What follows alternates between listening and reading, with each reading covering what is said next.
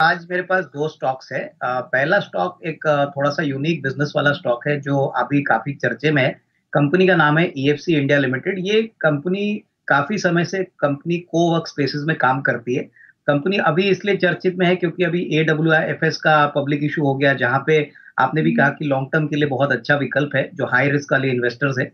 इस कंपनी की बात करें तो अनिल जी देखिए, इसके करीबन 50,000 सीट्स है, 7 स्टेट्स में काम करते हैं। और इस कंपनी की खासियत है कि इनके पास एक फर्नीचर और फिट आउट डिवीजन है जो वो खुद अपने ऑफिसेज के लिए यूज करते हैं, तो मार्जिन में डेफिनेटली इनको बेनिफिट मिलता है। मोस्ट इंपॉर्टेंटली अभी नोएडा में और हैदराबाद में करीबन 3,60,000 स्क्वायर फुट इन्होंने ऐड किया है। और इंडिया ग्लोबली माना जाता है कि सेकंड लार्जेस्ट कोवर्क स्पेसेस का मार्केट है। ग्रोथ करीबन 25-30% अगले 2-3 साल के लिए रहेगा। हमारा मानना है कि इस साल कंपनी करीबन 8 करोड़ की इक्विटी पे करीबन 55 से 56 करोड़ की प्रॉफिट कमाएगी। तो मुझे लगता है कि देखिए, इस लेवल के वैल्यूएशन पे स्टॉक थोड़ा सा करेक्ट हो चुका है, 408 410 के करीब। तो अगर साल भर का नजरिया है तो मुझे लगता है कि 525 530 का एक टारगेट प्राइस कंफर्टेबली पॉसिबल है, क्योंकि को वर्क स्पेसेस अभी काफी पॉपुलर हो रहे हैं। दूसरी बात अनिल जी बता दूं कि AWFS तो लॉस मेकिंग कंपनी है, फिर भी 385 रुपए में आईपीओ हो रहा है। तो कहीं ना कहीं मुझे लगता है कि लंबी रेस का घोड़ा ईएफसी बन सकता है। मेरे ख्याल से थोड़ी लिक्विडिटी कम है, लेकिन यहाँ पे बड़े निवेशक जैसे सेज वन इन्वेस्टमेंट्स, जीरोडा, इन्होंने पैसा लगाया है। तो डेफिनेटली इसके ऊपर वॉच करिए। अगले 12 से 15 महीने में 525 550। और दूसरा स्टॉक अनिल जी जो मुझे पसंद है सरकारी बैंक्स में, वो रहेगा कैनरा बैंक।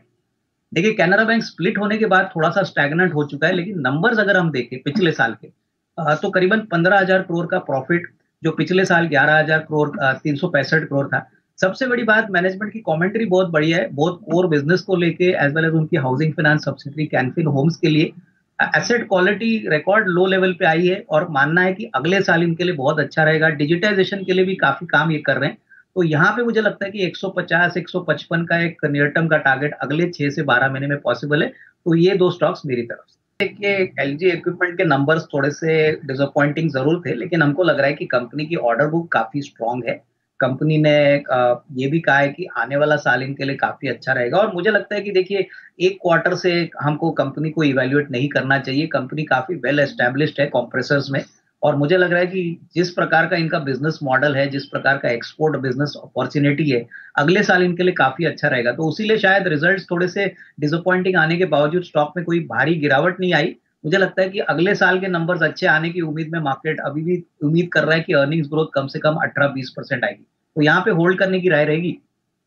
नहीं, बिल्कुल। देखिए, ये कंपनी काफी वेल एस्टेब्लिश्ड प्लेयर है सप्लाई चेन में, और टीवीएस ग्रुप का मैनेजमेंट है होने के कारण मार्केट को उम्मीद है कि लॉन्गर टर्म में डेफिनेटली ये स्टॉक काफी अच्छा चलेगा। हालांकि देखिए, ये क्वार्टर काफी इंपॉर्टेंट है मेरे ख्याल से। आने वाले साल में होपफुली अगर कंपनी अपने इबिटा मार्जिन इंप्रूव करते हैं, टॉप लाइन ग्रोथ दिखाता है, क्योंकि अपॉर्चुनिटी ग्रोथ के लिए काफी बढ़िया है। मेरे ख्याल से ये स्टॉक आईपीओ के समय से चर्चित में था, लेकिन अनफॉर्चुनेटली नंबर्स इतने अच्छे नहीं थे, तो स्टॉक काफी जो जोर की तेजी नहीं दिखा पाया। बट मेरे ख्याल से अगर लंबा नजरिया, अगर 12 से 18 महीने का किसी का व्यू बनता है, तो डेफिनेटली करंट लेवल्स पे थोड़ा सा एक निवेश बन सकता है। थोड़ा सा लॉन्ग टर्म निवेश यहाँ पे करना चाहिए, क्योंकि शॉर्ट टर्म में हो सकता है स्टॉक कोई बड़ा मुंह ना दिखाए। आई थिंक देखिए, लॉन्ग टर्म में मुझे लगता है कि टिमकन इंडिया एक बहुत बड़ा बेनिफिशियरी रहेगा ये ऑटो सेक्टर बूम का। और देखिए, बेरिंग कंपनीज में हमने देखा है कि एक selected group of companies he market को कंट्रोल करती है, क्योंकि नए प्लेयर्स आ नहीं रहे। प्लस इंपोर्ट्स जो पहले चाइना से आते थे, उनका भी अभी फ्लो काफी कम हो चुका है। मेरे ख्याल से ओवरऑल अगर वॉल्यूम ग्रोथ कमर्शियल व्हीकल्स में, पैसेंजर कार सेगमेंट में का बढ़ता है, तो टिमकन इंडिया जो ये दो सेगमेंट्स को ज्यादातर केटर करती है, इसमें डेफिनेटली फायदा होगा, क्योंकि not only OEM market but replacement market में भी टिमकन इंडिया का काफी बड़ा शेयर है। तो लंबी अवधि के लिए मुझे लगता है कि इसमें डेफिनेटली निवेशित रहना चाहिए। कोई भी गिरावट या डिप मिलता है तो ऐड करने की कोशिश करिए। काफी वेल मैनेज्ड कंपनी है, और अच्छी तरह से मुझे लगता है अगले 1.5-2 साल का आउटलुक। नहीं, मुझे लगता है कि देखिए, नैटको फार्मा में अभी भी तेजी अच्छी बरकरार रहेगी। नंबर्स तो शानदार है ही, लेकिन इनका जो मेन मार्केट है यूएस, वहां पे हमको लगता है कि अगले साल का और भी बड़ा रेवेन्यू पुश इनको मिलने की पॉसिबिलिटी रहेगी।